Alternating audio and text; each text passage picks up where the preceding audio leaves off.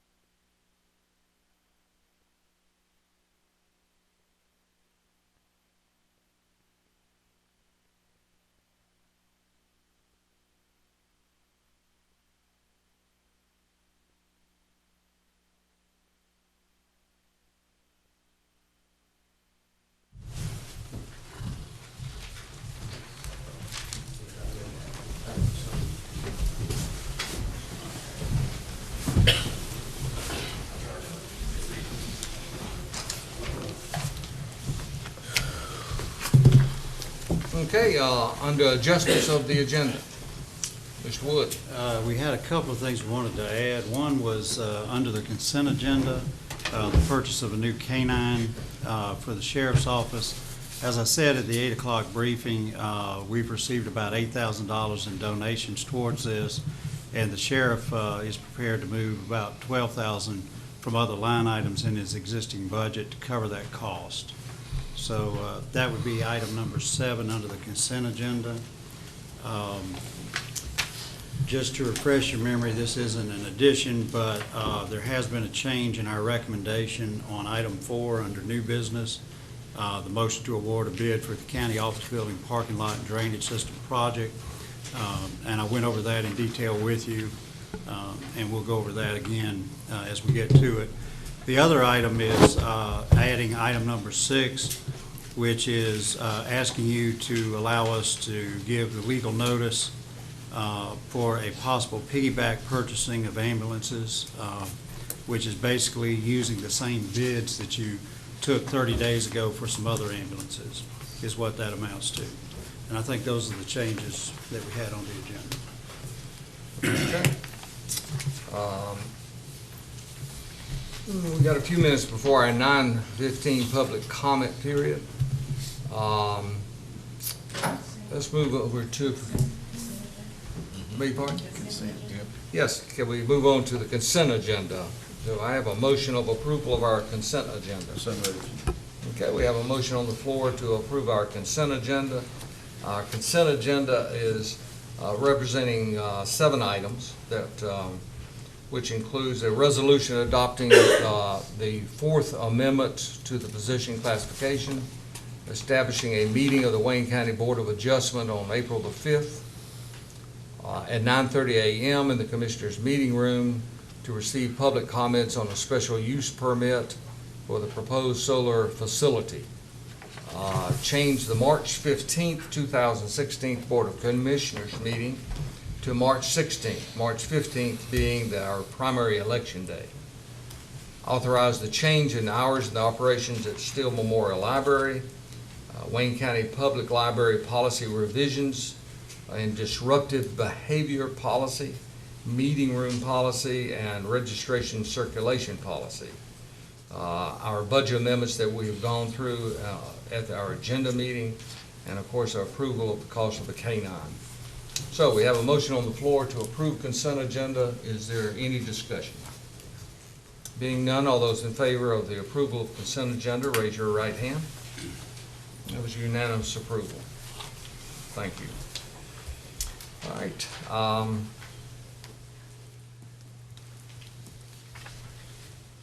Okay, we're going to move on to our public comment period.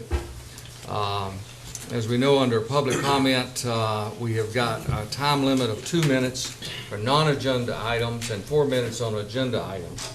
Mr. Drew has in fact signed up along with Vic Miller, so I will hear from Mr. Drew at this time. He has put down that he is going to speak on both, so evidently he is entitled to his 4 minutes on talking on an agenda item.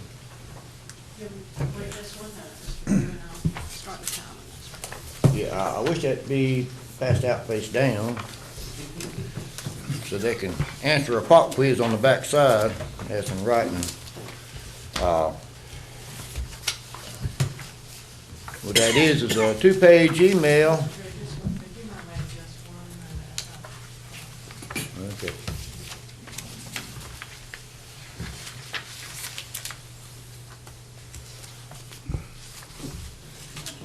Good to go. Sent a 2-page email yesterday to the Board of Commissioners, and the subject title is Exigent Status of the Finest Medicine on Earth, and that medicine being education and democracy, and may this be educational this morning. And I addressed early in the letter that I hope to read the letter at length, though very quickly it got longer than I anticipated. The reading here, I sought to raise awareness of it during a recent public comments that there are 100+ potential questions that the recent proposed and ratified public comment policies create. And the following are a few, and I started out A, B, and C, and before I knew it, I was to, I believe, F. Wish to address one right now as a pop quiz.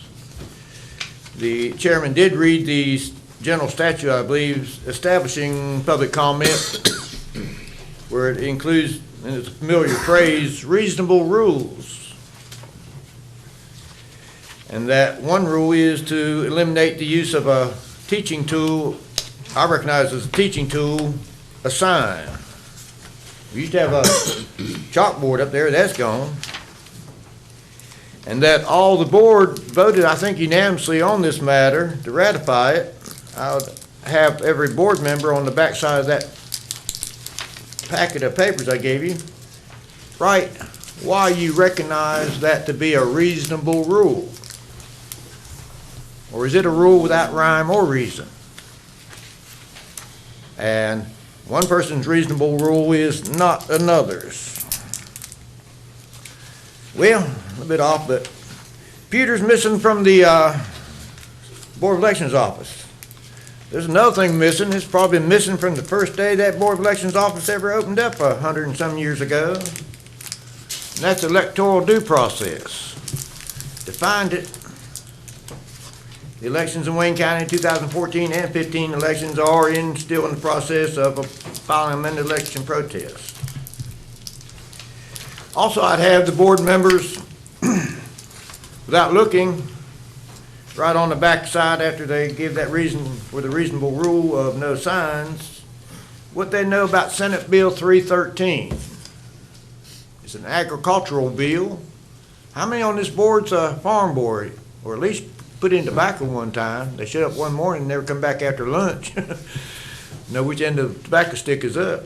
Senate Bill 313 is a bright future for agriculture in Wayne County. You're building a building out there at WCC next to the clueless. Thus far, everybody's clueless about this bill.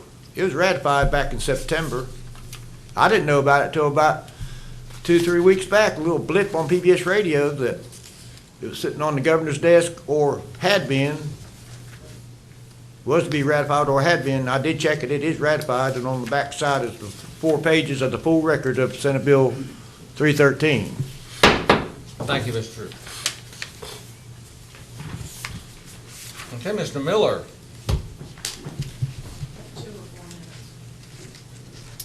Is this an agenda item or non-agenda? It said no. Item, thank you. I beg your Part pardon? of non-agenda. Not agenda, okay. Morning, Commissioners, ladies and gentlemen. Vic Miller with Wayne County Veterans and Patriots Coalition, 148 Oxford Drive. One of the things, Bill Graham is the president of the Wayne County Veterans, and he wanted me to come up and talk to you guys today about Vietnam Veterans Day, which is on March 29th. And I know that's at the end of this month, and I know you guys are going to have a meeting in between, but the sooner the better is what we like to say, get the word out there. March 28th is going to be Vietnam Veterans Day. It's a welcoming home for those veterans, the Vietnam veterans who didn't get the welcome home that they should have when they came home back then. So what we do is, here in Wayne County, as you all know, or for some of you may not know, is we welcome home and we have a little event for them and make sure that they understand that they're appreciated and their service to their country was appreciated at the time. Unfortunately, due to scheduling conflicts, the observation for this day will be on March 30th, Wednesday, March 30th, at the Goldsboro Museum at 10 a.m. And we invite all the county commissioners and everybody here in this room and many more. Also, and I know I'm going kind of quickly, we'll be looking in the near future for a proclamation from the county for that. And that's all I have. Do you guys have any questions for me? Nope. All right. Nope. Thank you very much. That's awesome. Thank you. All right, that is concluding. That's all who signed up for our public comments. So I close our public comment time. At this time, we're going to have a presentation from Duke Energy. I think we've got Ms. Chalk here. Also, Mr. Evans, is that correct? Evans Taylor. Evans Taylor. Okay. Good morning, Commissioners. Welcome back, Chairman Good Darling. morning. Thank you. Glad to see you. This morning, we have the opportunity to present a program to you that will benefit some of our Mount Olive residents.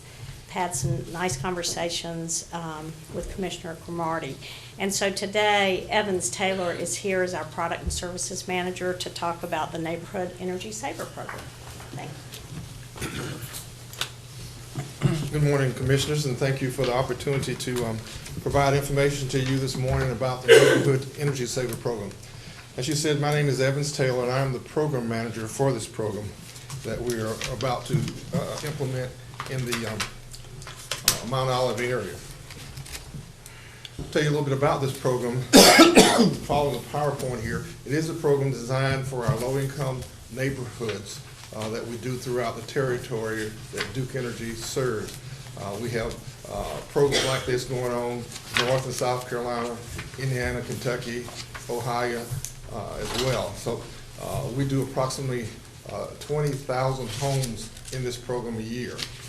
And we expect to be going to the Mount Olive area approximately the end of May. So that's the time frame we're looking at. Now, we've identified a neighborhood there for this program.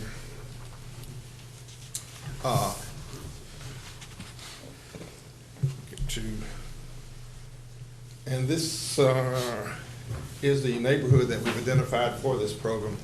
They're in the Mount Olive area. You have a copy of that map there for us. This neighborhood includes about 950 homes there. The type of measures in the packet that you received outlines the type of measures that we will install, a variety of energy-saving measures, including low compact fluorescent light bulbs, shower heads, aerators, year supply of filters. We wrap the water heater. We give them information that will help them better manage their energy use in their homes. Now, this program is a free program to all the residents inside that neighborhood. It's no charge for them to participate. Duke Energy contracts with Honeywell to actually go door to door to implement the program. It takes about 45 minutes inside the resident's home. We will install the measures, whatever is appropriate for that particular home, and we will spend time helping them to understand ways of saving on their energy bill, as well as ways to manage their energy use. We do plan to have an event sometime just prior to getting started there in the Mount Olive area so that we can provide information to the residents. We'll be mailing to them twice before that event, one to let them know about the program and another to invite them to a local event that we would sponsor to give them information firsthand. We'll have the team there. We will answer all their questions and explain to them how it works and give them information so that they can assist us when we go to their homes. As a part of what we do at that event, we like to have local support for this. We would invite, of course, the representatives from your board as well as other local town organizations to be there to support what we do. And of course, we'll provide information to them in advance so that they'll be fully aware of what we propose to do. As said, the installation teams will go door to door and they will install the measures completely so the residents won't have to try to figure out how to make it work. It'll be working when they leave. And of course, these things can be in use for several years to come. Would you have any questions? I think the only question I have is, Commissioner Cromartie, were you involved with getting this area here in your district? I would love to take 100% credit, but I was contacted by our friend Millie a couple of weeks ago, and she did send me a packet of information, but I knew that you were coming to do this presentation, and I thought it might be beneficial to hear this and then really get tied in good with you all. The question that I would like for you to share with me and the public right now, though, is I hear you say you're going to mail some things to the homeowners. Yes. And by that, do you mean the resident who's there or the homeowner themselves? Because that's a difference when you're talking about rental property. And the follow-up is, would rental property be eligible, and does it have something to do with, just you tell me what, maybe something in the weeds. Okay, the eligibility of this program is being a Duke Energy customer. So the information is going to be sent to those people that receive bills from Duke Energy, people that will be living in the home, hopefully, and actually having a power bill and paying a power bill at that location. So they're the focus of that mailing. However, we'll do, the homes that they own, homes that they rent. We'll do single-family homes, multifamily homes, and mobile homes can all participate in this program. I don't know, one quick second, I'm not sure whether I got, if you're going to send to the resident who has the power bill in their name, that person may not respond and react to just what you want. So my follow-up question is, does the actual homeowner get any notice? The person who actually owns the home, because that would be the person who's actually responsible for the hot water heater and a lot of these other amenities you're talking about. We won't actually mail to the homeowner. However, part of the information will be to encourage that person who's living there to actually make contact with that owner so that they'll be made aware of what's going on. But the program doesn't mail to the owner of individual single-family homes. Now, if you have apartment complexes 6 or more in size, we will talk directly to the owner and the managers of those units to make sure that they're on board. But individual single-family homes, mobile homes, things of that nature, the local person living there and receiving the power bill will be the one responsible for getting up with the owner. Last question. So if I was able to give you some assistance, it would be beneficial for me to contact the home owners who I know rent properties to folk who may not respond. There's a language barrier. There's something of a language barrier in Mount Olive. We have a large Haitian population who's not necessarily going to read English and deal with it at that level. It's just a language barrier more than anything else. So if I was to give some assistance, it sounds like that mine would be to alert some of the homeowners themselves who are renting to folk who may not respond. I guess just I look for a way that I may be more helpful than hurtful. Yeah. Our records doesn't keep records on the owners of the property. Of course, we keep records on those that have power bills with us. If the information can be made available, we'd certainly like to make them, give them information and encourage, at that particular kickoff event that we have, it'll be open for them to come as well, so they can come to that event and find out more information. But if we had information particularly about those homeowners, then I'd certainly be happy to provide them whatever they need. Ms. Millie, I think you sent me about 5 pieces. I might need about 5 more, because what I'm going to do is get it in the hands of those folk that I referenced, and then I think that would be the help that I'll be able to give you. I have some little package I can leave with you before I leave today. Okay, Commissioner Acon. Yes, you said that you've got this program in other states and all, and thank you for doing it here in Wayne County. Is there any other locations, any of the other municipalities in Wayne County that you're considering in the future or already doing it? I mean, where I'm going at is can this program be expanded at some point? Right.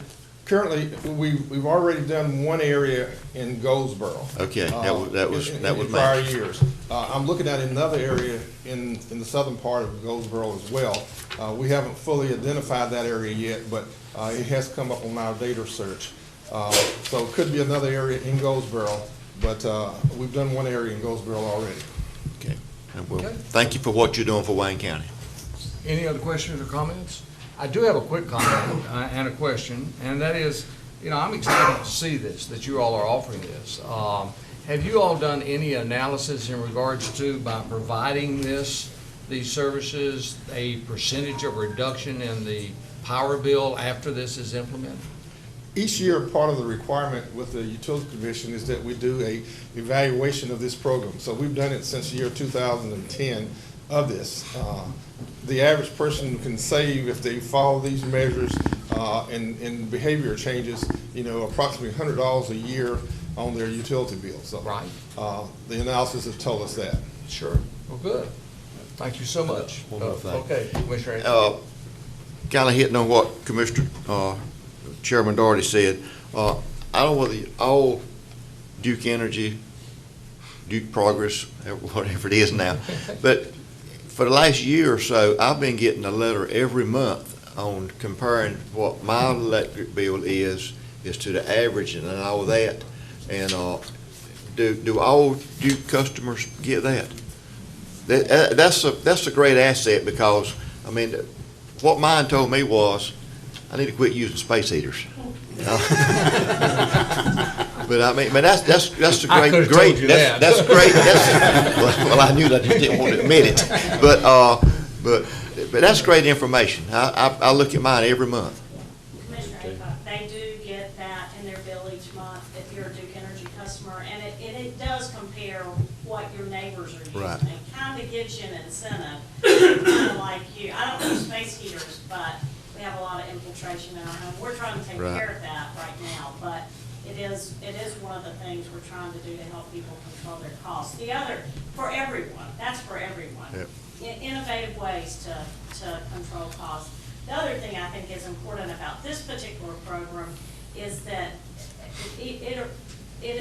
those things are simple. A water heater wrap might not be, a water heater wrap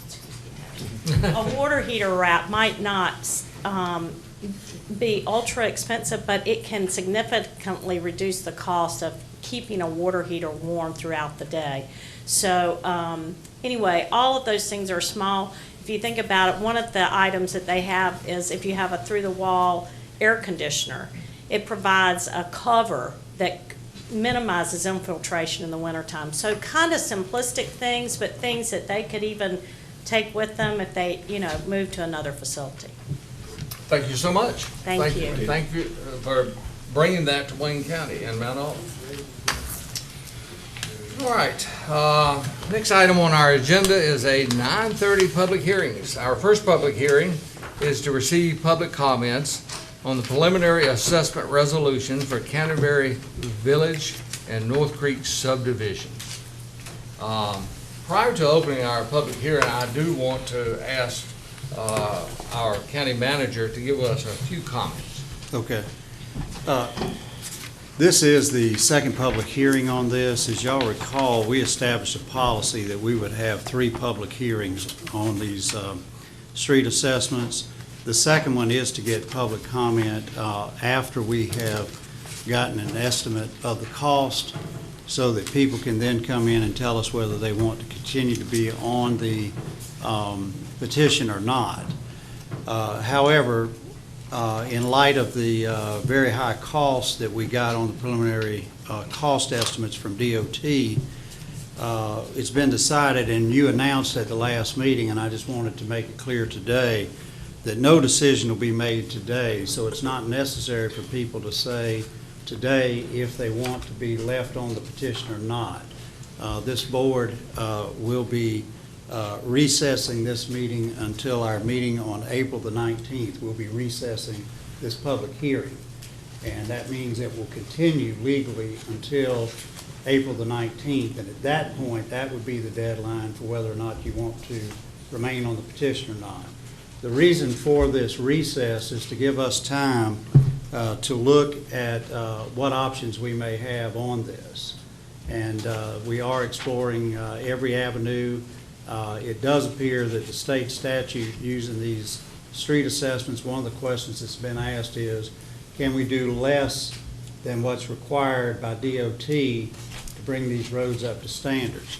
The statute that we've been using, and it's the only one that the county attorney and I are aware of that allows special assessments in North Carolina for counties. The statute says that we can only special assess for the purpose of bringing these roads up to DOT standards. So if we want to do less than that, it does not appear that we can use special assessments for that purpose. So I wanted to address that because I know we've had several people ask that question, and I wanted to make sure everybody understood that from a legal standpoint. But we are looking at what other options we may have as far as the streets. It is our intent to go ahead and bid this project out so that we get firm numbers. And that's another reason for the delay. We would like to get bids back. I know many people have questioned the estimates that we've gotten back from DOT. We think the best way to go forward is simply to get a bid package together. DOT agreed with us early on in the process that they would attend a pre-bid conference with potential bidders and walk them through all of the improvements that need to be made. They do have a list of those, and that was the basis of their estimate. So once we get that, then our intent is to bid that out, and even if we had to recess the meeting again, our intent is to get those bids in so that you have a firm number before you have to make a decision of whether you want to go forward or not. So is everybody clear on that? Did I explain that adequately? Okay. So again, you would not have to finalize your decision until after we get those bids back at this point. And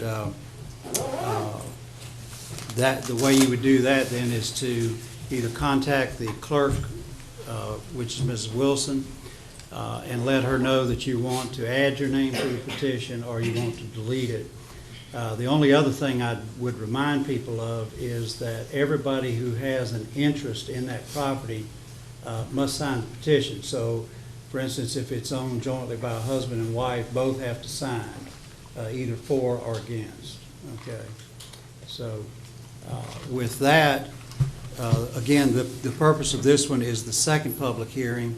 This one is not required by state law, but it is required by our policy because we inserted an additional step so that people would know what the dollar figure was before they made a decision. The state statute doesn't require that, but we felt like it was only fair. I know if it was me looking at a special assessment, the first logical question is, well, how much is it going to cost me? So we've inserted this process into it. And again, we'll try to refine that number through a bid going forward. So it's not necessary that you say whether you want to be in the petition or not this morning. If you want to do that, you're certainly free to do that, but I wanted you to be aware you don't have to make that decision this morning. Okay, thank you. With that said, we're going to open up our public hearing. We are limiting time limit because we do have some time restraints. We are going to limit that to 3 minutes on your comments. And there are a number of people here, I'm sure, that want to speak. But if, in fact, we do have a number of people saying the same thing, if you can have a spokesman, that would be great too. But we do want to hear your comments. So with that said, we now open it up for comments. So please step forward and make your comments.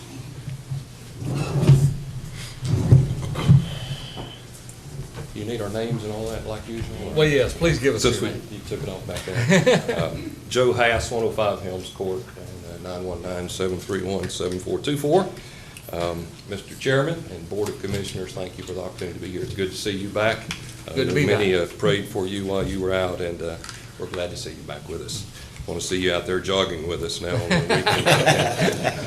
But to the board, I'd like to say thank you for your willingness to help our community with this petition process. It is a huge issue, and I do believe if it's successful, it'll be a win-win for all of us, and that's what we want. But there was a huge disappointment with the outrageous amount that we saw when the DOT submitted what they did, and it's obvious if that's their amount, they don't really want to partner with us. Now, I don't know if the county manager sent them requests for interstate quality roads or just subdivision. Anyway, we just need subdivision roads out our way. But what we do know is this. We have copies of the DOT verifications submitted when our roads were built, and they did meet DOT standards at that time.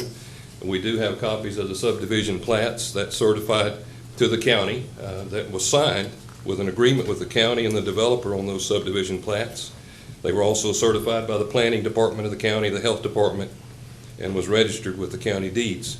So the county is somewhat a partner with us, if you will, in agreeing to these certifications, but the elephant in the room is the second part of that certification. And that is the county signed an agreement that also had a maintenance piece to it. A maintenance piece to it. So the question is, when does the county decide that it's going to enforce what it agrees to these certifications? I think it stipulates to the tax owners and the property owners that there's a partnership there.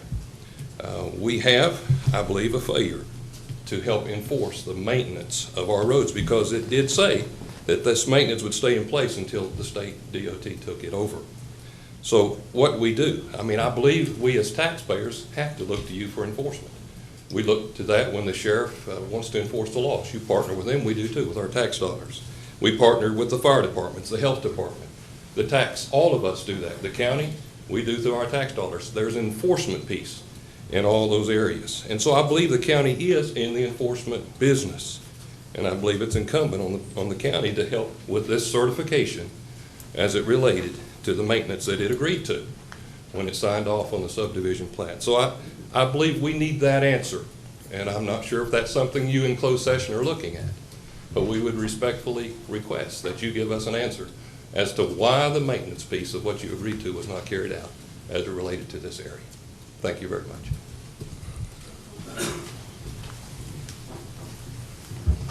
Okay, any other comments?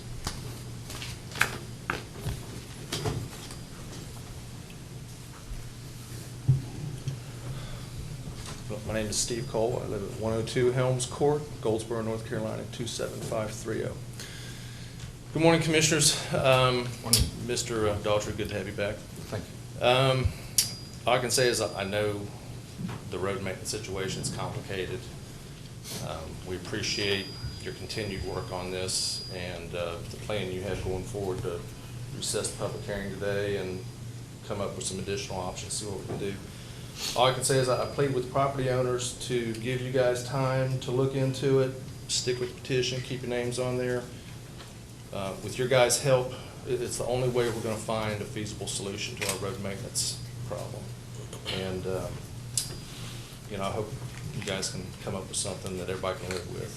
Yeah, appreciate your time. Thank you. Thank you.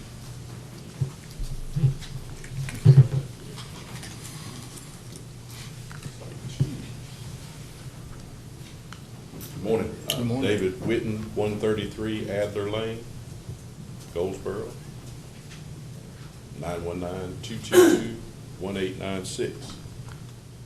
Good morning, and Good morning. I also say welcome back. Wish you a speedy recovery. I wanted to also take the opportunity to thank the commissioners and the county manager and attorney and Chip's office and planning and zoning for providing us the tool to move forward. I live in Langtree Village, which butts up against the Chancery and the North Creek subdivision, and we are, question came up, I think, in one of the previous meetings about where we stood, and I can assure you that we are diligently working with our 347 homeowners to bring this process to fruition by getting all the petitions that we possibly can sign. One of the issues that we've come up against is that we have several of our homeowners that are abroad. I've got a personal situation on one of the streets I was assigned to that I've got a wife in Bosnia and the husband is serving in Afghanistan.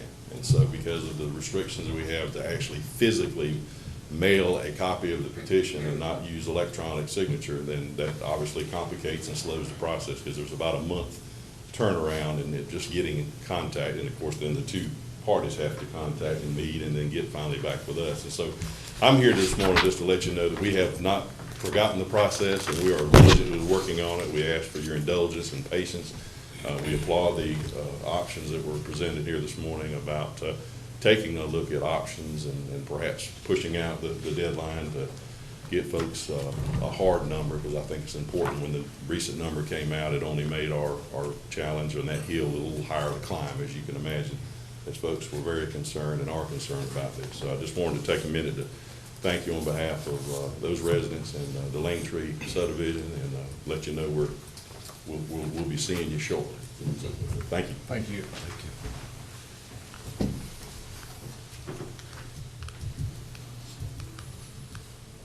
Any other comments?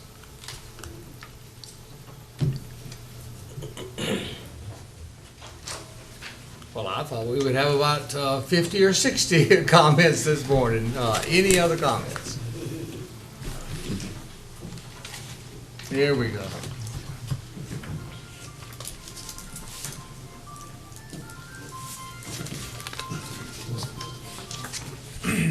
Good morning. Good morning. My name is Loretha Lewis. I'm at 106 Londonderry Drive. I just want to be on record for saying that I am 100% in agreement that the roads need to be improved in our area, but to assess homeowners $25,000 each for this improvement is certainly not reasonable, in my opinion. And I don't understand how a builder can build a community and have the quality of roads that we have and the drainage system that we have. I just think that's inexcusable for the quality of the houses that we have, for us to have such poor roads and poor drainage system. So I think that the builders share some of the blame for this as well, and we need to include him in on the decisions on how much this is going to cost. Thank you. Okay, thank you.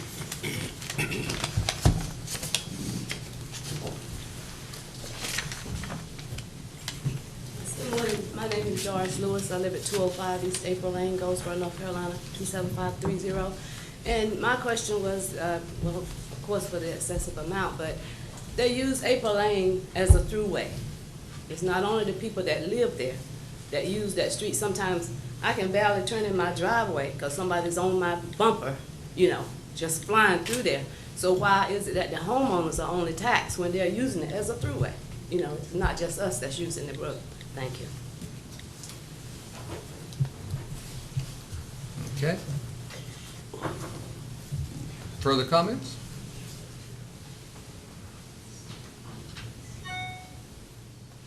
Anyone else wish to speak? Good morning, Mr. Chairman. Good County morning. Commissioners. My name is David Bowden, and my telephone number is 919-922-4072. What's your address? 221 Gator Drive. So I came in here with this nice speech to give this morning because I'm really, really upset about this.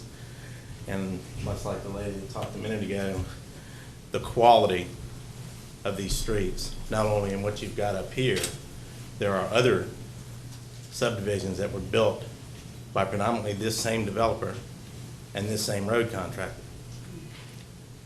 And I have some serious issues that we haven't looked into any of that. Because why is it failing everywhere? And I think that's something we need to really dig into. I just can't tell you how mad I'm about it. All right, we're trying to make all these people pay more taxes for something got approved that shouldn't have got approved. So I'll leave it at that. Thank you.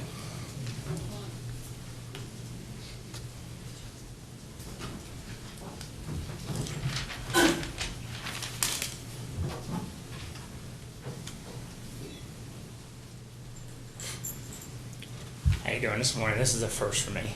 So, my name is Andrew Charles. I live at 103 East April Lane. My phone number is 919-734-1710.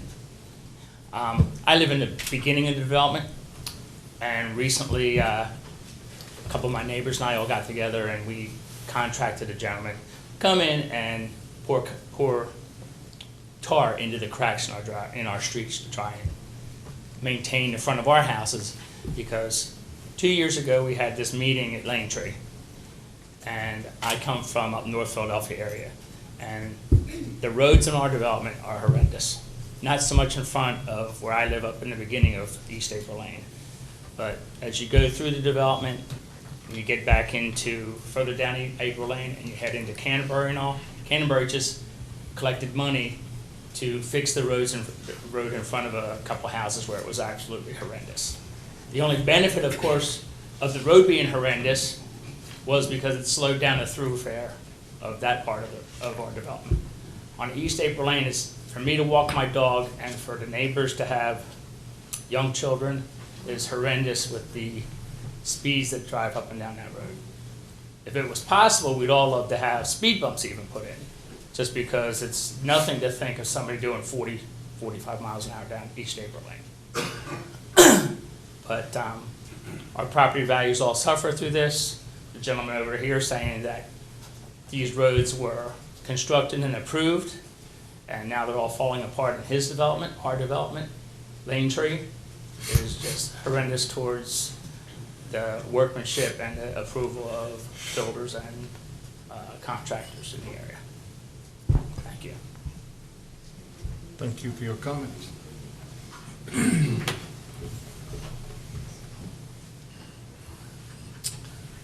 Well, here we're going to hear it. She held me back. Okay. Not really. My name's Carol Bowden, 221 Gator Drive, 580-8840. Welcome back, Joe. Thank you. It's good to see you. I just want to take a different approach than everyone else. The elephant in the room is not you gentlemen. It's not this county. And despite the fact that everyone is upset, you are all trying to rectify this situation.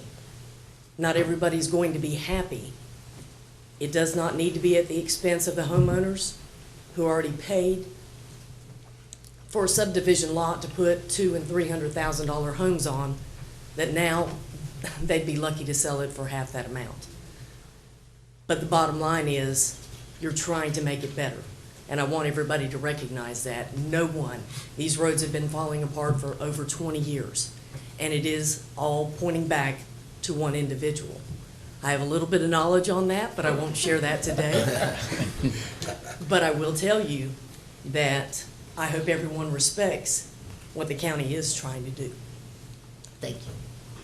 I really appreciate your comments.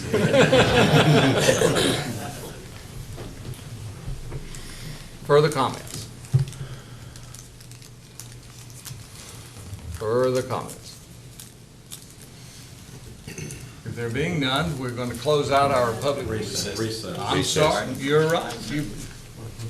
I promised I was going to recess and everyone's going to close it out. I'm recessing this public hearing until, let me go back to my notes, until April the 19th at 9:30 a.m. Mr. Chair. See, they keep me straight here. Mr. Chair. Thank you. Yes. Can I make a comment? Sure. Okay. I just want to say that I appreciate the cooperation. You know, this is a complicated issue, but I can assure you, and this board has already been said, we are studying every avenue that is known to mankind, if you will, trying to come up with some type of solution to this. And I think Ms. Bowden had the idea that, yes, we may not all get what we want, but I can tell you this board is working really hard along with the county manager and especially our county attorney, trying to search the statutes and find out what we can and can't do. So I just want to appreciate everyone's cooperation. But most of all, I ask that even though the roads are in terrible condition, I live close to your area. I used to live in Tarpon Acres, by the way, which is the old subdivision. But the key is be patient with us. That unfortunately, government processing is not quick, as you know. And we have to have time to go through our due diligence. So thank you so much for your patience with us on this. Okay, does any other commissioner have any comment? I do have a comment that I would ask because this issue has been discussed for 3 years that I've been on the board. And it's not only here in Wayne County. This matter is a problem throughout the state of North Carolina. And that is, people develop subdivisions, they build those roads to NCDOT standards at the time, and there's no follow-up to actually get them taken over, petition to the state to take them over by the state, and then when those petitions are made, NCDOT does not have the resources to bring all these streets into their system, so therefore they make it a little bit difficult. That said, I saw an email that someone sent. I got a copy of it. Mr. Whitten, I believe, sent that email to Representative Dixon, and he has forwarded that information back, stating that on March the 7th, there is a subcommittee meeting on public transportation, and specifically the House Select Committee on Strategic Transportation Planning and Long-Term Funding Solutions. And I would ask that you all please attend that meeting or contact the gentleman that is actually chairing that, because they need to hear from you as the homeowner. that there is a issue and that they need to reach out to the NCDOT to find some solutions, not only in our county, but throughout the state. We are diligently working on this. I think my comment was earlier, this was going through so smoothly, I was hoping to have these roads done by June. A little bump in the road, called a $3 million estimate. We all agree that was extremely excessive. We are hoping to resolve that by simply getting the hard bids so we'll know what the number is. Once we know that number, then we'll talk further on it. We appreciate your interest and your patience. That said, is there any other comments that anyone else would have? If not, we've recessed our public hearing, and we will look forward to working over the next few weeks to resolve this. Thank you.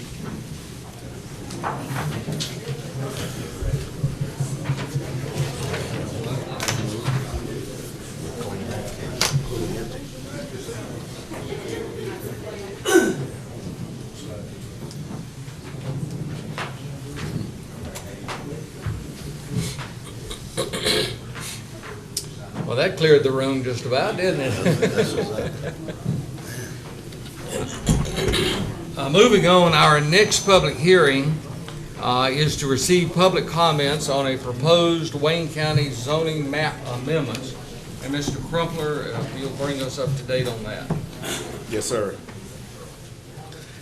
Zoning map change, map amendments, highway corridor and interchange zoning proposal. Zoning map amendment for consideration consists of highway and interchange zoning proposal maps for West US 70 Highway, new US 70 bypass, which is also currently NC 44, I-795 and South US 117 Highway. The project consists of both rezoning and the creation of some new zoning areas. Maps were created generally utilizing a 300-foot buffer of the corridors up to the interchanges and then following existing property lines around the interchanges. Property was zoned CS, Village, or Residential Agricultural 20. Property was generally zoned to make it conforming in its present use. In other words, if it was residential, it remained residential. Vacant land was proposed for CS or Village.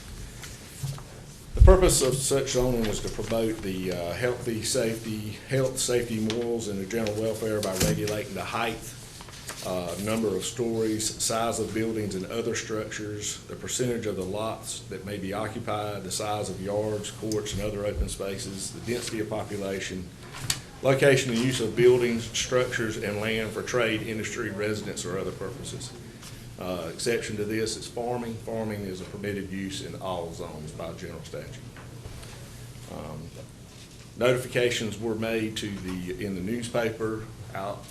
Property owners that were located outside of Wayne County were notified by first-class mail.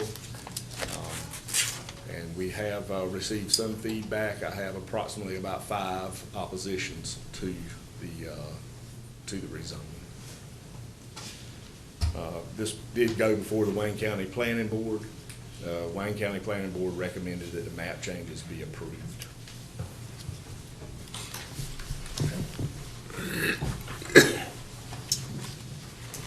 With that, we are going to open our public comment, public hearing on this matter. And anyone that wishes to speak, we are allowing 3 minutes of your comments. So if you will step forward and give us your name and your address, we'll be more than interested in hearing from you.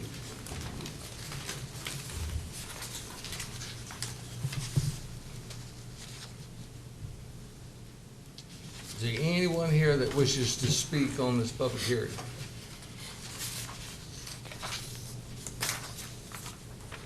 Last call. Okay, being none, I hereby close this public hearing. Nobody stopped me from that, so I must have done that one right. All right. We would like to take action on it if we could possibly to go ahead and make approval for the map changes.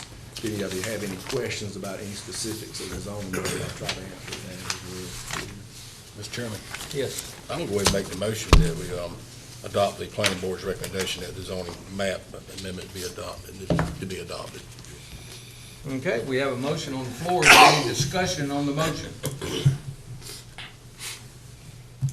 No discussion. Call for the vote, and all those in favor signify by raising your right hand. And that was unanimous approval. Thank you, Mr. Crum. All right, we are now going to take about a 5-minute recess, if you do not mind. So we're having a recess.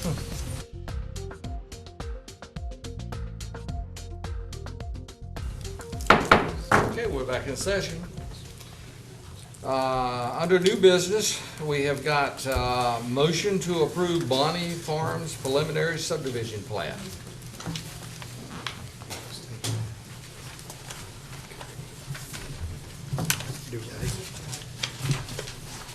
We did what? Okay, yes, sir. We have a subdivision preliminary plat approval.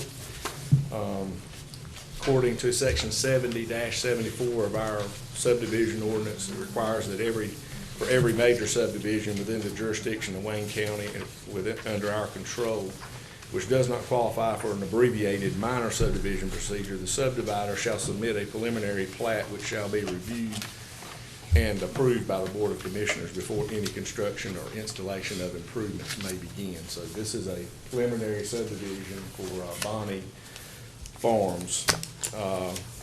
Surveyor is B.R. Carnegie Incorporated. Owner is Outlaw Mobile Homes Incorporated.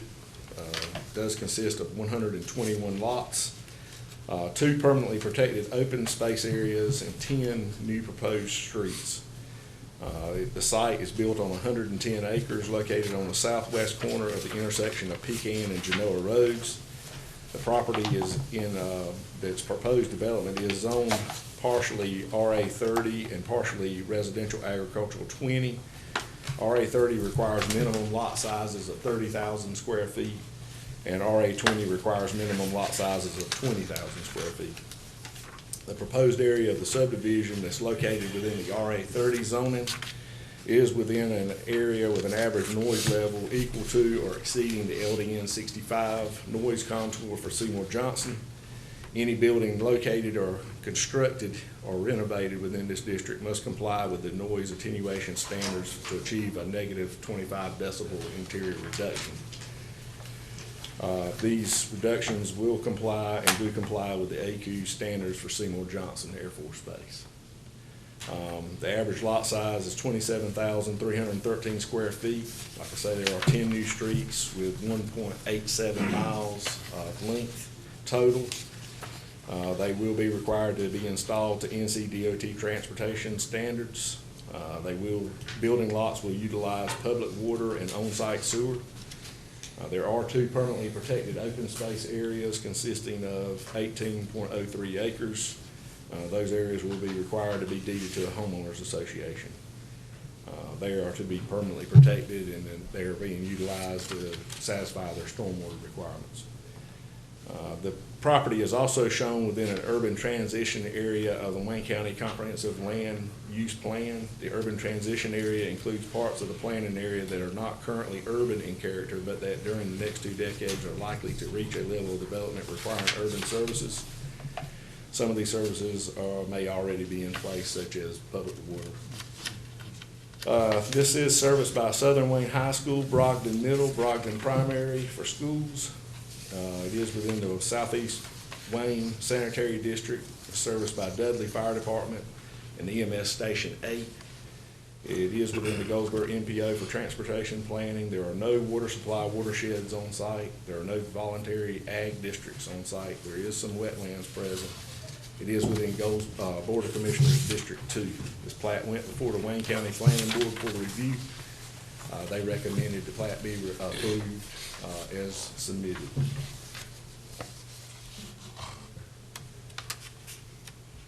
Okay, any questions of Mr. Crumpler? I make a motion to approve this plat. Okay, we have a motion on the on the floor to approve. Any further discussions? I do have a question, that is, you were mentioning that the common areas are going to be deeded over to a homeowners association? Yes, sir. Is that correct? Is a homeowners association also on each one of the property owners, or just for the use of the common area? Do what now? In other words, are they going to have a homeowners association of, throughout the subdivision, or is it just simply for the common areas? They will be required to have a homeowners association through the of all property owners, Okay. of which the open space will be required to be dedicated to. Since they are using that open space to satisfy their offsets for stormwater, those properties have to be permanently protected and cannot be further developed without recalculating stormwater down the road. So each lot owner that buys in the subdivision will be a member of the homeowners association? Mr. Chairman, Yes. I just have a question that doesn't have anything to do with this one per se, but a homeowners association, in my understanding, is volunteer as to the developer's wishes.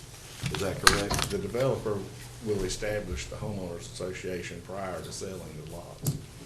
Correct. Yeah, but what I'm saying is that the developer does not have to set up a homeowners association. It's not a requirement. Not, in the case of open space, it is in our ordinance that it is required. Okay, it is for open space, It is but for open space. for no other reason. For no other reason Okay. currently.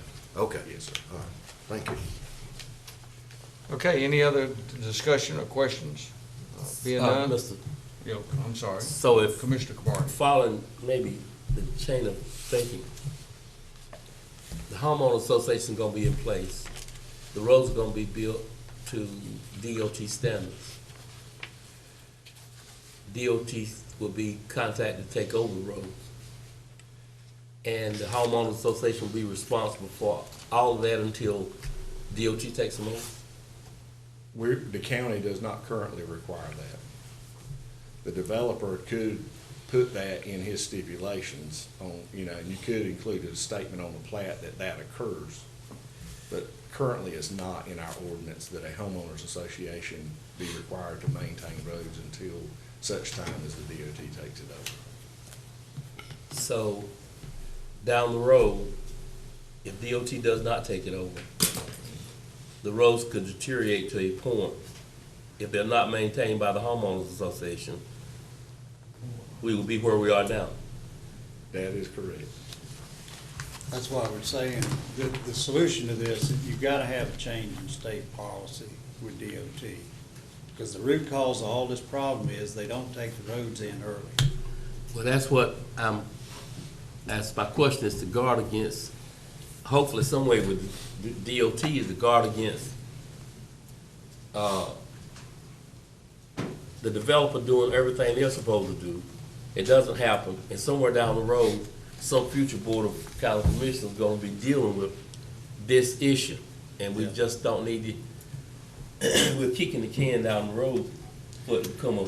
Well, we have implemented some procedures on new subdivision plot plans requiring a little bit more strength in the request for the state to take the road over. Is that correct? Would you explain We that? haven't officially adopted any changes to the subdivision. I've required an additional statement on the plat that Okay. requires it be responsible until it is turned over to DOT or some other entity, which could be a homeowners association. That's how some developers are wanting to deal with it. The problem with that is it puts the landowners, it's back on the landowners, and then the county really has no enforcement arm in dealing with homeowners associations or how they're enforced. If a developer sets up a homeowners association and he sets the dues to collect dues and set aside money to,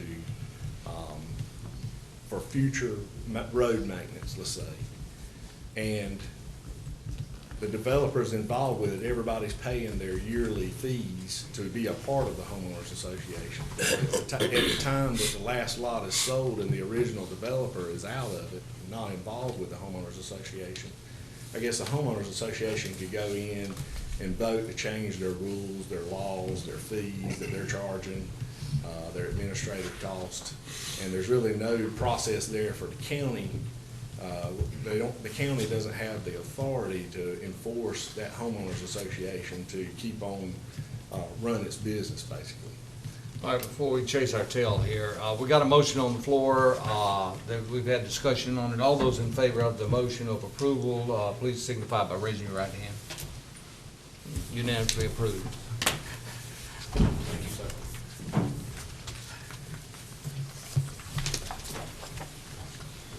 We do need to address that and have maybe some more work done on that, see what we can do to strengthen and put policies in place to make sure that we're putting some protections in there, but we'll handle that going forward. Sure. Mr. Chairman.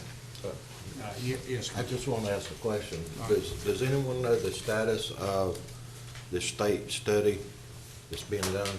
I think that's what he was referring to. It's supposed to be done in February, I believe.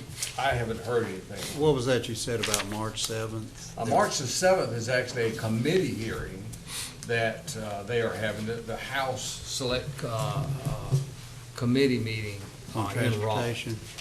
And Representative Dixon was encouraging some of our residents to actually go up there and explain the difficulties. Yeah. So I think they're taking input now on that. Okay, and I'm sorry, Commissioner. Yes, I want to thank the board for approving this plot today.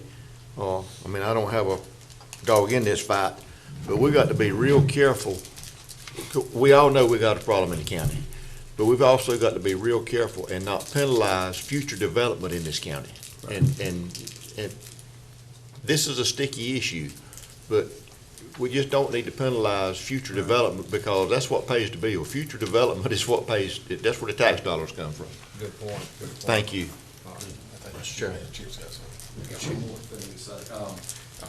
What we do have currently, and we've had it in place, is we require a subdivision improvement agreement to be signed for each section of a final subdivision plat that is submitted. So this is a preliminary. He may come in with one big development. He'll probably come in with smaller sections. But on each section, we require a subdivision improvement agreement that does require that he is responsible for the ongoing maintenance until such time as the DOT takes it over. The county adopted that a long time ago. That's still in place, and I do make those developers sign that before they turn it. And one follow-up question to Mr. Go ahead. And when you say a long time ago, was that long time ago Prior in front? to 1990. So that was in front of those developments that we're talking about now? Yes, but some of those agreements were not, I looked back in the files and could not find some. On some subdivisions, you could, on some others. It is a requirement in our ordinance that it be signed, though, and turned in. Yes, Commissioner Bell. Is it okay if I do it now rather than my comments? Because I have something on this. I mentioned it before, is that we cannot, at any point, we have no power as a county to enforce the ordinances, because, as I mentioned before, and I've talked to our legislator, House Bill 721 took away the county's powers to withhold building permits until a petition was sent to the DOT to take over the roads. And it says, part of this House Bill 721 that was passed in August of 2015, it says, no county may withhold issuing a building permit or certificate of occupancy that otherwise would be eligible to be issued under this section to compel. Now, having said that, I have a rough draft of the Joint Legislative Transportation Oversight Committee, this one that we're talking about. And in its recommendations, it's going back and recommending that the legislature look at the possibility of putting that power back in there to the counties, because holding back holding back the building permits doesn't cost the developer or anybody anything except for 30 minutes to fill out a simple form. My point is that don't make them wait until the DOT takes it over. If the developer fills out the form and sends it in the DOT and the streets and everything are to the DOT specifications and DOT don't take them over, then that's the DOT's problem. It's not the developer. So this is what I want to see going forward, is that our legislators look at turning this House Bill 721 around, giving the power back to the counties to have something. Right now, we have nothing. Performance bonds cost money, right, Mr. County Manager? That's right.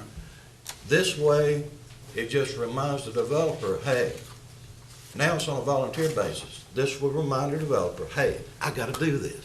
Get it into DOT. Good point. Okay, thank you, Mr. Chairman. Okay, thank you. We're now going to have a presentation from the Department of Social Services regarding our Northwoods project. Social Services Director Debbie Jones. Welcome. Good morning. Good morning. Good morning. Good to have you back. Thank you. A little over a year ago, I came to you begging for funds because we thought we needed a new system. And you were gracious enough to allow us to purchase that new system. So today, I want to say thank you. That's what we want to talk about today. We started this journey about a year ago. If you'll recall, we did everything we did the old-fashioned way. We did it with paper, and we did it oftentimes over and over and over again. You recognized that we needed to look at doing things a different way. And so if you'll see, we put in place a chart for you that will give you the idea of where we've come in a year's time.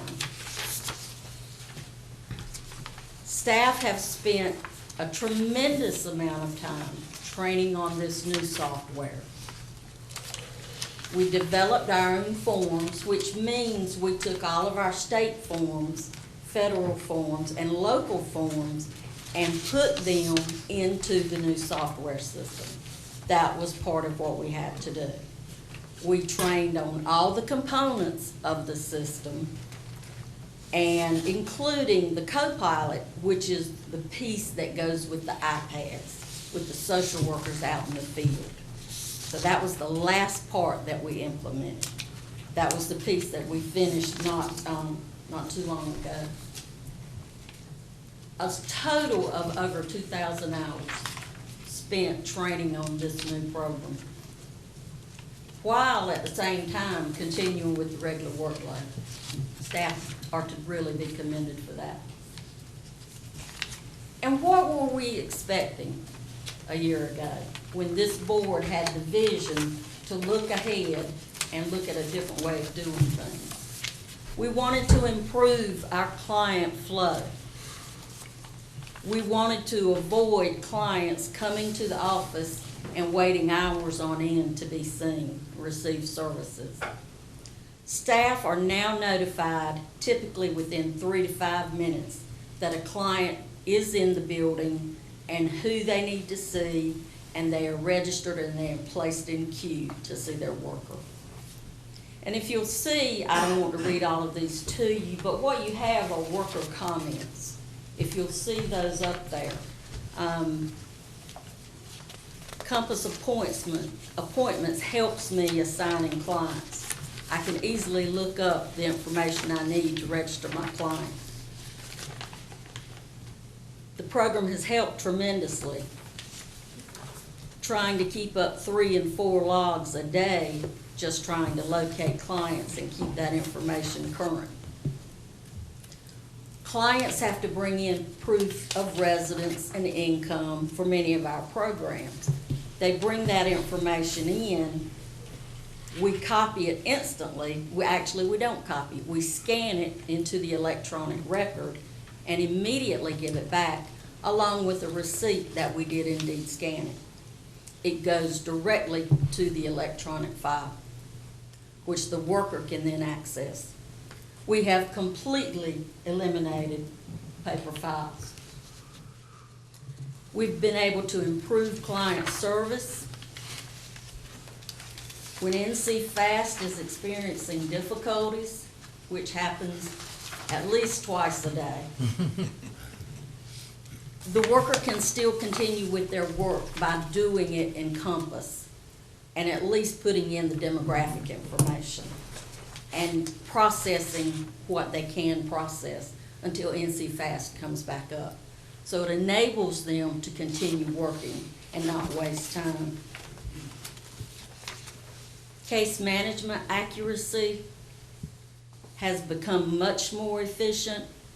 Social workers are taking the iPads with all of the information on it, on these families, out into the field. So they know when they ask Mama, did Susie go to the doctor last week like you said she was going to? We've already got the doctor's medical records and we know whether or not that child went. Much more efficient for us, and therefore more efficient for our families. Sharing of information throughout the agency. This has been an unexpected bonus for us. We are in 3 different buildings in the county. Sharing information has always been an issue for us. So this enables us to have access instantly to anything that's in that electronic file, no matter what building you're located in. We've become more efficient. We have eliminated 3 positions and reallocated 3 other positions. Those 3 positions have been reassigned to do casework in NC Fast and to speed up that processing time.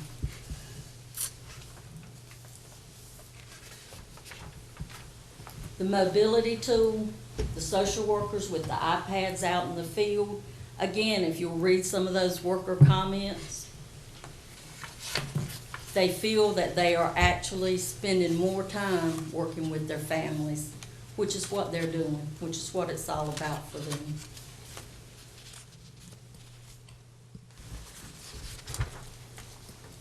We don't yet have large numbers to show you on what we've actually saved on copying cost, paper, toner, that sort of thing. But you can see we are recognizing some savings. We have scanned 200,000 pages at this point. Meaning that's 200,000 pages we didn't copy and put in a paper file. That's information that's stored in the clouds. That is a huge saving in paper. We have saved over $12,000 in supplies just this fiscal year alone. And considering that we just fully implemented less than a month ago, that's a large savings. Confidential records management. If you'll recall, we had told you that we were spending a great deal of money scanning old closed records. That's what this savings represents. We're no longer having to do that. So we've already saved $81,000. No hard files, no paper files at all. No longer serving those. We haven't had a lost file in 4 months, which sounds petty, but when an auditor's wanting a file, and when you deal with the volumes of cases that we do, you'd be amazed how hard it is sometimes to locate one file. We've not had any lost files. We can locate them. We have 100 empty file cabinets. If anybody needs a file cabinet, we'll be happy to surplus that to you. We are emptying more every day. As we continue to implement, we will be further along in this process. And what we wanted to say today, besides updating you, was thank you. Thank you for having the vision and recognizing that this was very much needed for the county and for the citizens of the county.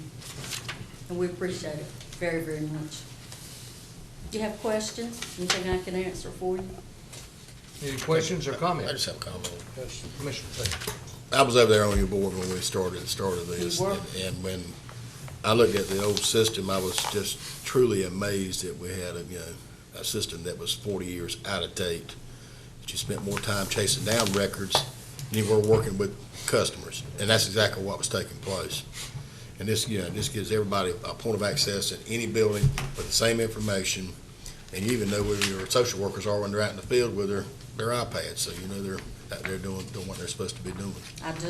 And I appreciate that you brought this to us, because we knew that we could do better than we were doing, and this will save us many more dollars in the future. And the efficiency is just incredible compared to what we were doing. That is true. And we anticipate that it will completely pay for itself within 5 years, and I certainly do see that happening. And I look forward to giving you an update next year when the numbers will be very impressive. Mr. Chairman. Yes, Commissioner Mayor. I've seen this evolve the last year or so. One of the things that I see is that I see a different attitude of employees. You know, when you're sitting there and all you do all day is do data entry, day after day after day, you make mistakes. Things happen that shouldn't happen. But my final comment is that is there any way we can take some of this expertise from Northwoods and put it into NC Fast? Because they're still making issues. I understand, but I'm telling you, I guess that the next pain that we have is NC Fast, and you don't have to answer, Debbie, okay? I know. So at any rate, we're doing the best we can with what we got, you know? Well, you bring up a good point. I mean, NC Fast continues to be a problem, and as you'll notice, what Debbie did is some of the personnel savings here, we were able to divert some of those personnel over to that, and that helped us catch up. So we are in better shape, I think it's fair to say, than a number of counties in the state as far as dealing with NC Fast. Yeah. And that's what Ray's alluding to. It continues to be a problem, but we're in better shape. Yes. Because of this has allowed us to catch up on that, and also, as she said, it allows us, our people to keep working when it goes down. Any other comments? Just one, I just wanted to thank y'all and for putting the confidence in us to provide this service to you, because it makes me as a commissioner feel good to know that we've got departments and department heads that can see where the waste is. I mean, it's in, like it or not, we have it in county government, state government, and federal government. But we appreciate the fact that y'all could see what you could do to improve and save money. And there's not many projects that you spend this much money on that you can recoup it in 5 years. And that didn't even mention the service that you're providing, the extra service you're providing. But this shows that government can work, you just have to apply yourself. Thank you. Mr. Chairman. Yes, Commissioner Cromartie. I would also like to lend my thank yous to the vision and the work that the board provided to put this in. And our technology is designed to help to ease the workload on human stress level. And I've only had the opportunity to serve on the board for DSS a couple of months now, but that's been one of my long-term goals, was serve on this, because a large part of my client group needs and access to the services that DSS, since I represent the 117 corridor, and we have a lot of folk who need the assistance. One of the questions that I asked of our director at our last meeting was this our basic original population basically being served at DSS, because there's a premise out there that maybe DSS was serving a lot of folk that's recently come or not long-range citizens. And I was assured that this is our basic population is being served DSS. And I think that's worthy for the public to know, because sometimes misinformation get out there and think that the cost of something is being run up because persons who have not been living in the county a long time or came to the county to work is all of a sudden now getting DSS service. So we need to clear some of those kind of things up. The second thing is, I would just want to, just to share with the commission board here to answer the question I asked, are the folk who are gonna use this equipment getting the conclusion of the training they need? And is the company obligated to come back on a timeline to make sure that the training is still in place? If you taught me how to do something over a certain period of time, it might leak a little bit, so I might need some refresher. And that's one of the questions that I want to be assured of, that the company, although we talked about the end result being sometime in February, I was concerned that the training would have a continuation leg to it. And last part is, do you have enough hardware so that all of our employees who need to go out into the field have the hardware to go out there with? I know that's several questions together, but. As to the hardware, absolutely.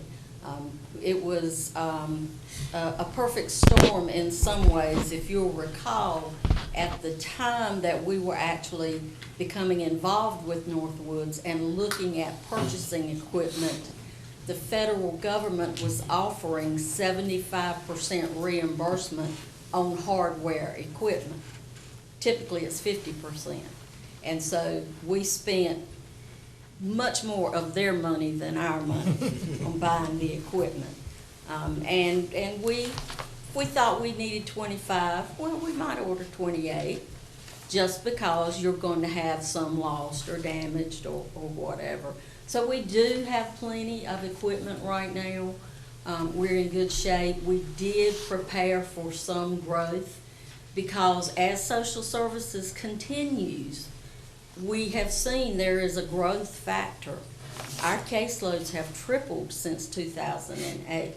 And even though the economy is improving, those cases are not going away. They may qualify for fewer benefits, but they're still qualifying. And as we know that as our population ages, we'll have more and more folks needing those insurances for elder care. And so we know that's going to be in place. To answer your question about ongoing training, the county chose to purchase the lower level of maintenance cost for this program. There was silver, there was gold, there was platinum. We purchased silver, which means they'll come in and provide annual updates. And if we have a serious problem that's on their end, they'll come in and work with us and take care of that. We knew training would be on us. And that's why, as part of this, what we did was we created the position that Ms. Morris has now. I brought her with me. She is my Northwoods guru. She will do all the training. Guru? Oh, guru. She's the one that I call at 3 o'clock in the morning and say, I don't understand this. Help me work through it. She's very good with technology. She's been with social services for 30 years. She understands all of it. And so that's her job, is to train and retrain. Because we know we'll have new staff coming in. Last thing that I want to ask you to share with these, if I remember correctly, you did say at one of our meetings that you were short X number of employees. That's true. Well, go ahead and put that bug in these gentlemen's ear right now, because I hear you saying our client group is slowly enlarging, and you can't take care of X number of folk if you're already short of employees. So, thought you might want to just speak to that. I was going to finish. Sound like Go ahead, Commissioner Mayo. Now, having said that, I want to put a bug in everyone's ear also. We have a high turnover rate in certain departments of DSS, and I'm asking the commissioners and the county manager that let's look at the pay scale for DSS as soon as possible. That's all I can say. I got a positive comment. You do have a positive? Okay, well, we need to hear it. Ms. Jones. Yes, sir. You said a year ago you came before us with a presentation, we did budget amendment. I thought it was just a few weeks ago. But I asked one thing, if I recall, during that presentation, you give us a report card. And today you've given us that report card, and I'm delighted that it's successful and you've met your expectations. And I look for a 5-year report card now. But thank you, thank the staff. It's a true measurement of success. We appreciate it. I'll Okay, be any happy other to talk comments? about vacancies anytime you'd like to. I got a quick comment, and that comment's this. It really wasn't an expense. It was an investment. That is true. And the investment was made to reduce our cost and reduce turnover, improve efficiency, and deliver those services to our clients in a more timely manner. So it produced all of those. So any department heads that are out there listening, anytime you can come before us and show how we can invest some dollars to get an outcome that you've gotten, bring it on. Bring it up. Good comment. I was Yes. just going to comment also, it's great, the project was finished on time, and I think it's a credit to Debbie and her leadership team that they did that. This is a very complicated project. The other thing, I'd just like to give a shout out to our IT department too, because they had to work hand in hand with Debbie and her folks, because this was a complicated conversion. And they pretty much had to touch everything, every piece of hardware she had over there with the software and everything. So it's been a great team effort. I think I've gotten that from both Debbie and the IT folks. I think it's a great project, and we're going to be well served by it. And one last comment, and that is our county manager turned around when we were talking about the agenda and talking about spending some time on your presentation, and he asked whether or not we wanted to put that on the agenda. I said, this is a big deal, and it is a big deal. This project, you're right, came in under budget and on time, and we're just pleased that we were able to get it done. And through your efforts, we appreciate it. Well, thank you. Thank you very much. We'll come back next year and ask for expansion. Okay. Thank you so much. We would be disappointed if you didn't. All right, item 4, which is an action item, motion to award the bid for the county office building, parking lot, and drainage system project. I went over with you at the 8 o'clock meeting that we got subsequent information on the references, and so in the interest of time, I'm not going to go back through all of that, but basically we're recommending that you ignore the previous recommendation and that you award the contract to the lowest bidder, Chance & Smith Builders of Greenville, North Carolina, in the amount of $192,700, and they were the low bidder by $400.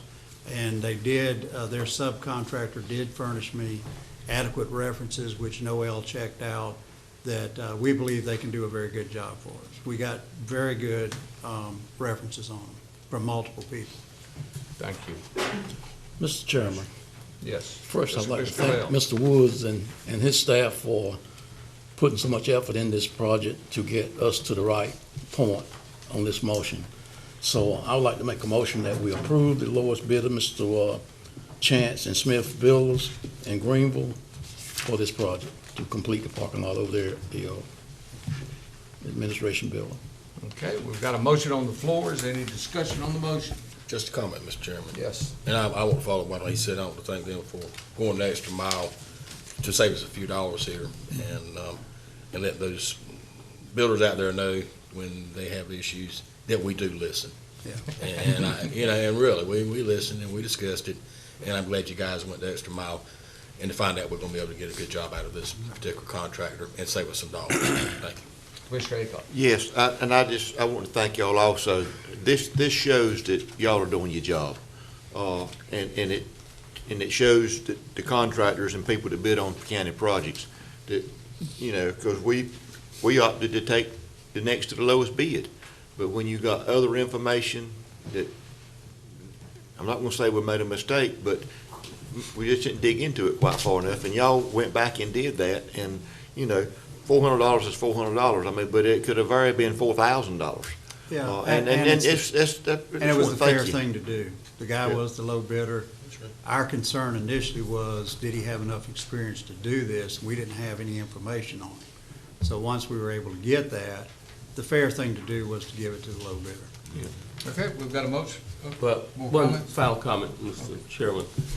Just to jump into the weeds just a little bit, the information that sort of circulated out there that the quality work of the subcontractor was at the highest level.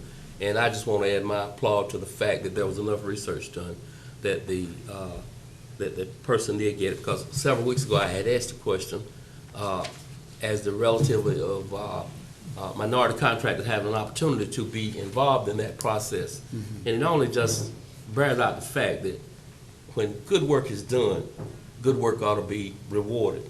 And that goes for the person seeking the contract and the person delivering the contract. So this is one of those win-win situations.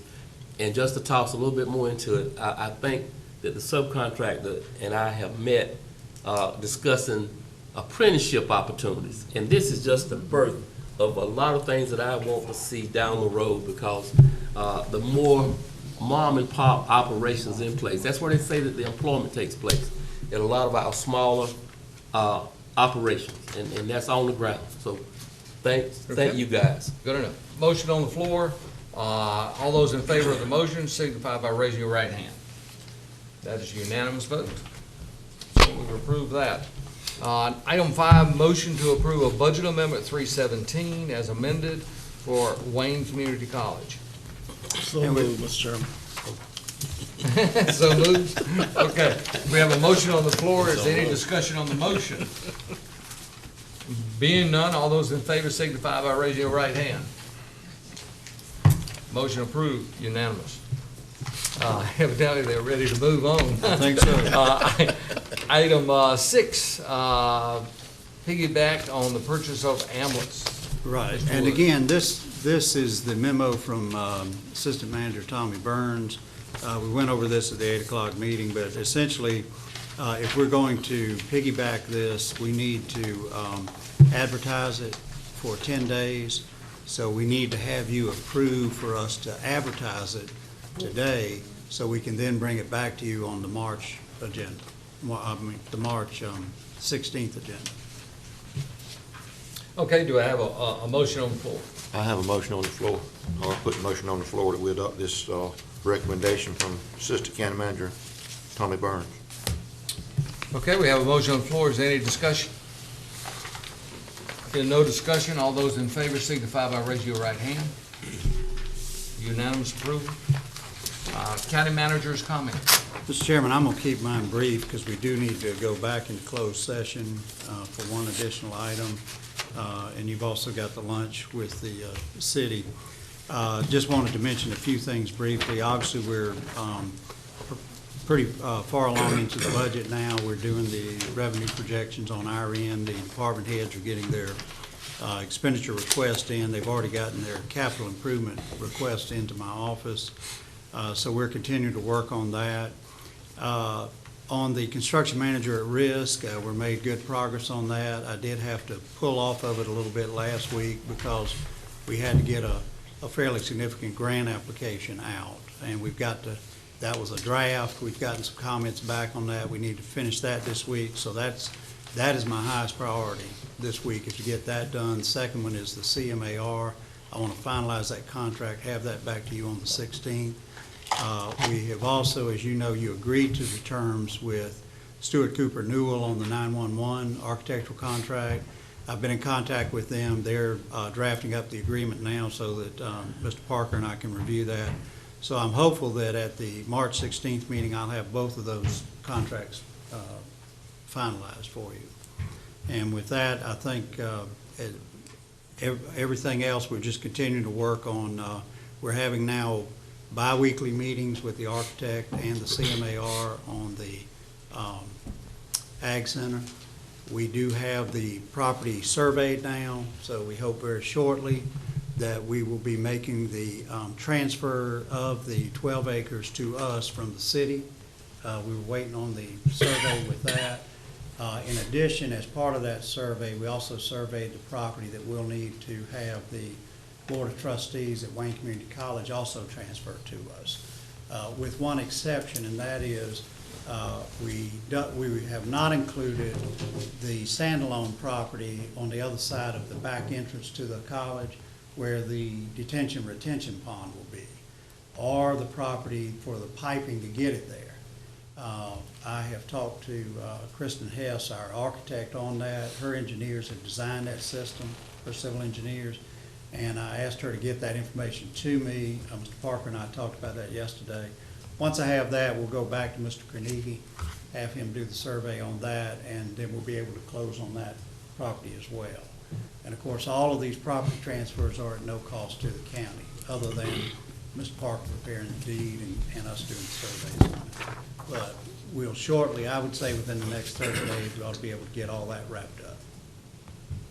And then we're ready to move forward with that. So everything's fallen into place on the Ag Center.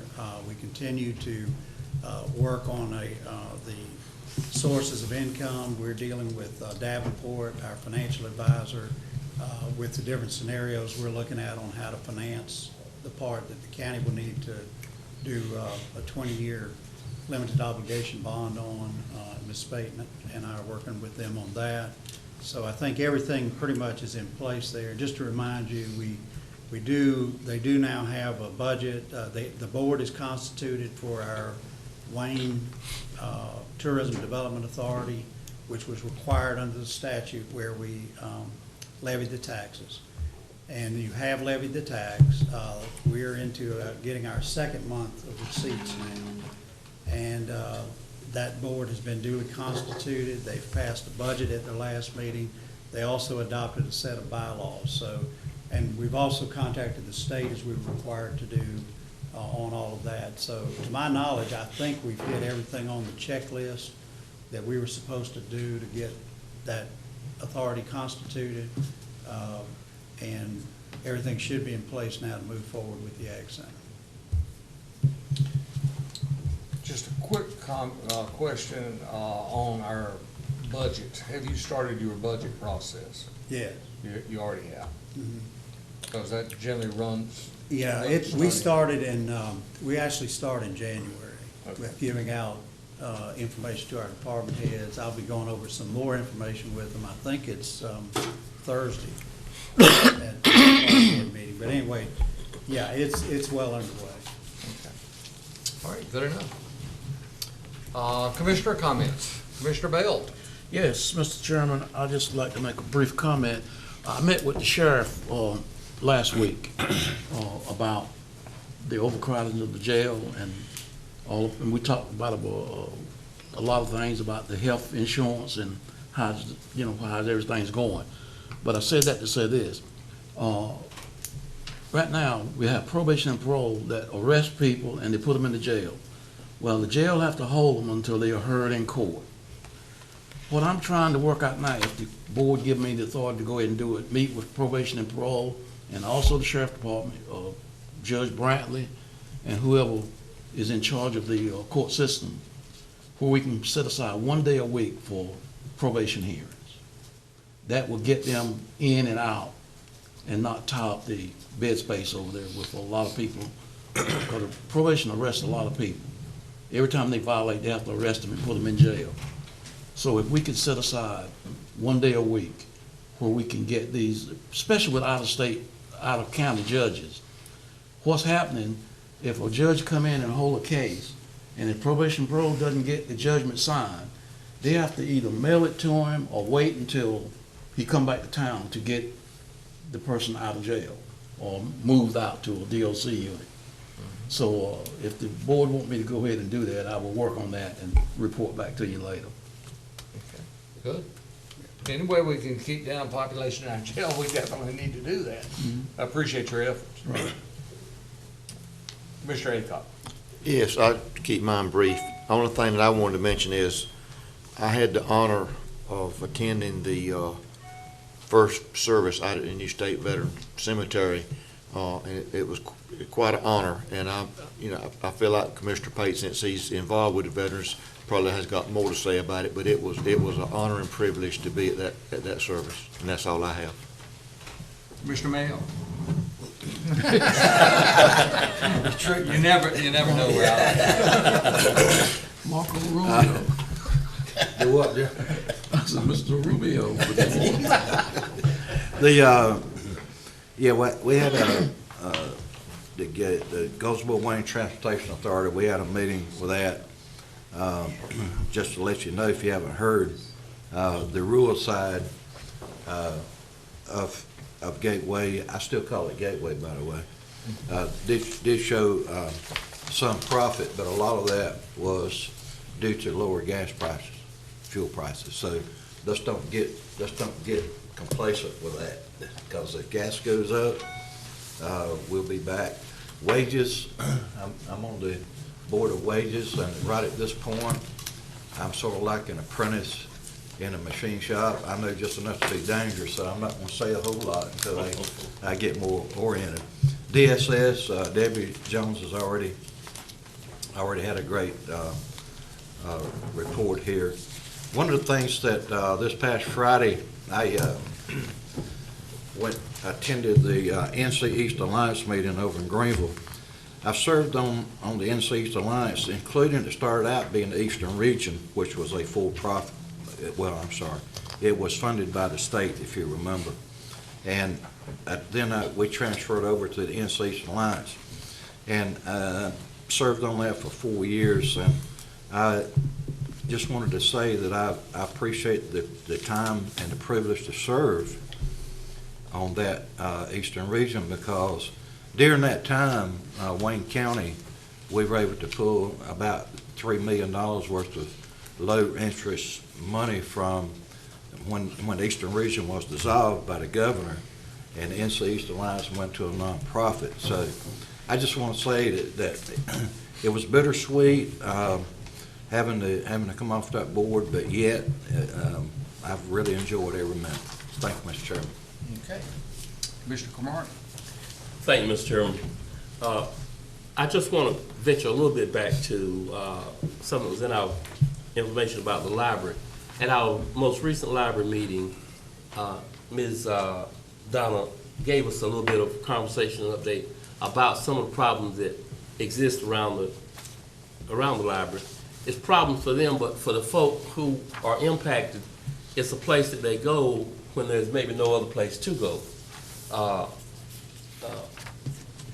I think maybe some of the folk who might be better served by some other agency sometimes picks the library as a place to go and relax, rest, and then they may become a problem because it just may be so many folks there. But as we go into the budget process, we need to look at folk, sometimes indigent folk who don't have a warm place to be, is going to go to the library and get some warmth. I'll just leave that part of that. So, and she expressed that there may be some needs for some utmost security, because there's a concern that some of the employees, when they're trying to manage folk, are not prepared to manage people at that level and could therefore become injured. So we need to look at the security side of that, Mr. Chairman. Not to make a comparison, but I couldn't help but think the Board of Education added a security officer of some kind over the central office, and if they think they need one, and I know about the number of people come in and out of there, I think the traffic over the library is a little bit greater than that on an hour and daily basis. So I just leave that at that for greater minds than me to look at. I had an opportunity to attend the Human Relations Banquet, I think last Saturday before last. It's so many things happened since our last meeting. But it was a very good opportunity. You see a lot of folks from all around the county, from the schools. And there's a lot of talent in our schools, and there's a lot of, that banquet, I didn't get a chance to say to all of them, but I've been to other ones. But I want to thank this Secretary of Staff for putting together some comments that were prepared comments. And I think I was pinch hitting for the chairperson, the vice chairperson, I forgot which. And those were great comments if you guys have been there to read them. But at the tail end of it, I did editorialize just a little bit because it was about the schools. And I just want to say again that we have a very good school system, and the result of that is we see a lot of those folk at that banquet who work in the school system and the children who attend. So that was the Human Relations Banquet. And Ms. Latour Ward works for the city, does a great job every year of coordinating that. I want to give that a shout out. Attended the County Extension Banquet. As always, they have good food over there, and it's interesting to see the awards that they give out and the recognition that they give for the interest in the good work that's done to the county extension agency. Had an opportunity to speak to Rotary in Mount Olive, share with them just a little bit of the working relationship that's on this board and how I think it does a good job, and I hope get a lot done for the benefit of the citizens, but I shared that with them. Had an opportunity to attend the Black History Parade in Mount Olive. I think it was larger than normal. I had a funeral that I had to go to, but I got there at about a little past halftime. There was still a good crowd. Miss had one of you guys help me throw candy out. I found that trying to drive a small Corvette, throw candy out the left one, throw it out the right one, and drive and talk at the same time is a little bit much. And so I missed you guys, but anyway.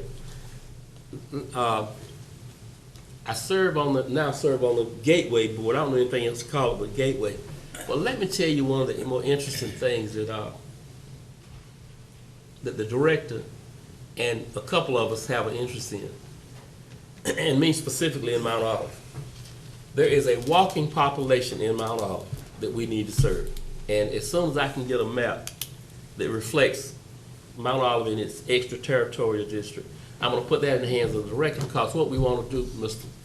Manager, is look at certain places that we might hold a bus in Mount Olive for maybe a couple hours at a time, during that peak time of the day when folk are off, who walk to Piggly Wiggly and other places, Walmart, to do their shopping, and be able to serve those folk on a inter-city kind of thing, you know.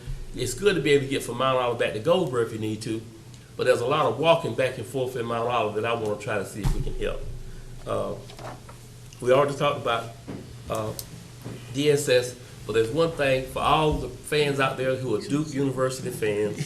I had an opportunity to chaperone some students to Duke University several days ago, sort of helping my son, but an old guy like me don't need to have to try to walk around Duke campus.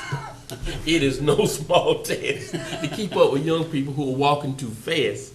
But I have some pictures that I'm gonna try to share, but one of them is me sitting on the sidelines where Coach K sits, and I'm sitting there like I'm directing traffic or something. So just wanted to show you that little Hammond thing that I did. Thank you all very much.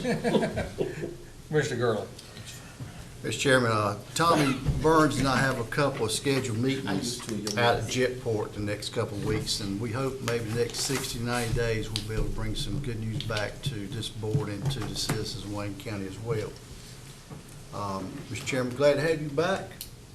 And to Mr. Pate, thank you for your leadership in Mr. Daugherty's absence. You did very well, sir. Great training. That's right. That's all. Thank you. Thank you. Commissioner Pate. Couple of things.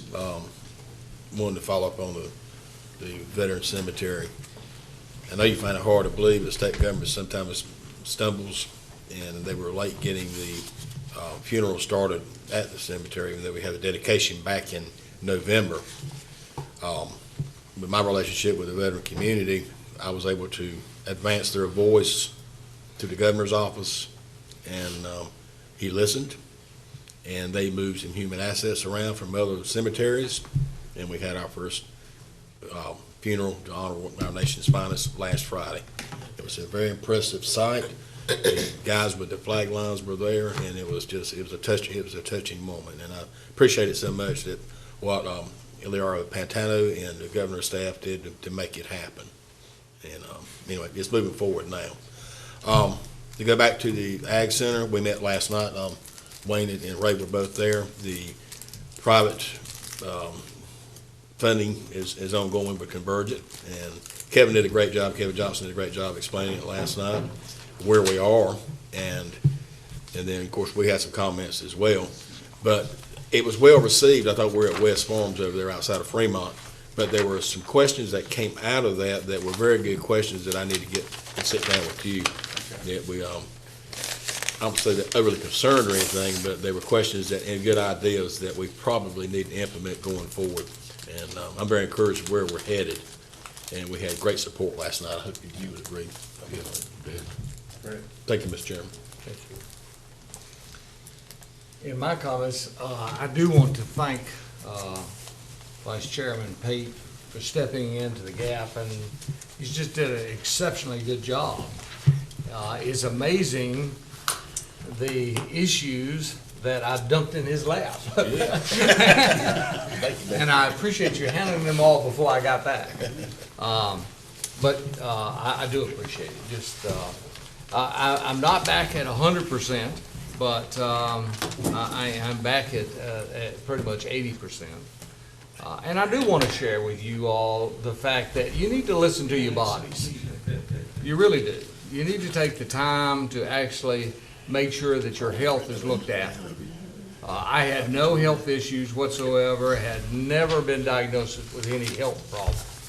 And definitely with my heart, I mean, you know, as mean as I am, you know, everybody would have thought I had a great heart. I mean, you know, and just happened to be with the right doctor at the right time.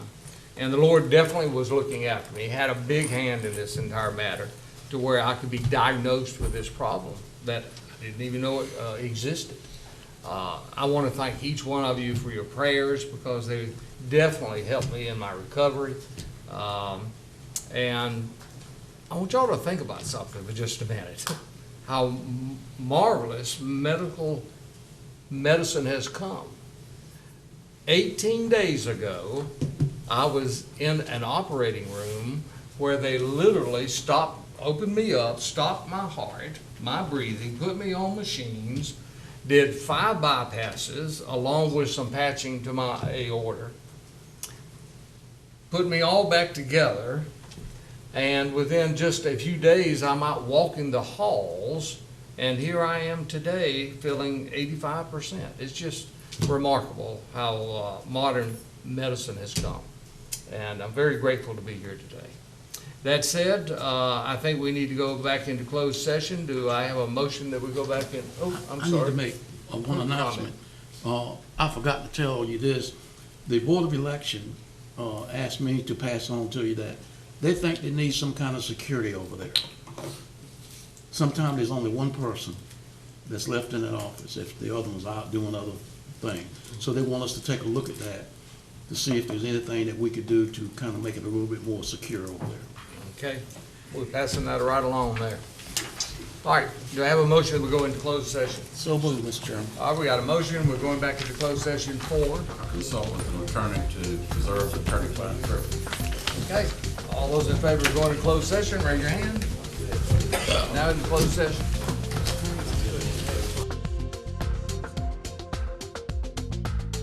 Being none, I entertain a motion that we adjourn. All those in favor signify by raising your right hand. Thank you. We adjourn.